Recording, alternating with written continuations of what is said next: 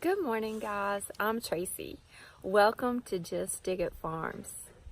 I love the history of plants. I love where they originated from. I love the stories behind them. And this beauty right here definitely has a story. This is Peggy Martin Rose. She's a very vigorous climber, like 15, 20 feet or more. We have her planted on our storage shed and where we park our golf cart. And she's probably gonna end up eating my storage shed alive, but that's okay. That's kind of what I want her to do.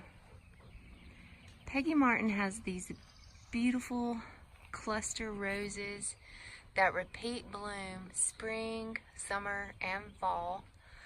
She's pretty disease resistant, heat tolerant, drought tolerant, and pretty resistant to some cold temperatures. Peggy Martin is a thornless climber, which I love.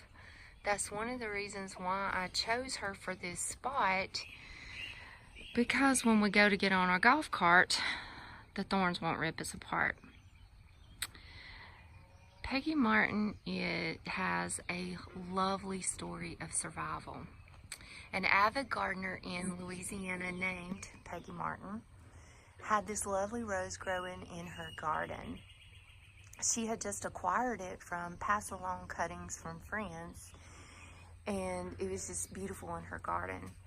Well, in 2005, when Hurricane Katrina hit, the only thing left standing after the hurricane was this beautiful rose and one crinum lily that has survived under salt water for 2 weeks.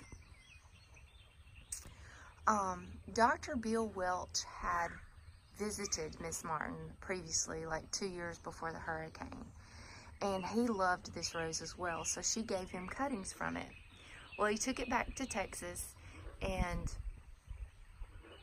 later, after the storm, Dr. Welch got in touch with Miss Martin just, to check on her, and sadly found out that Miss Martin had lost both of her parents in the storm and had moved to a different location.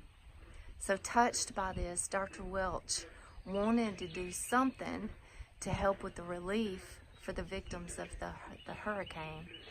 So he took this lovely rose and he propagated it and gave it a name of Peggy Martin in honor of Miss Martin. He developed a fund, and part of the proceeds from the sale of this rose went to help the hurricane victims in Louisiana. It went to reestablish the gardens. Peggy Martin just has this beautiful story of surviving the storms, and I think she is a must-have for every rose lover's garden.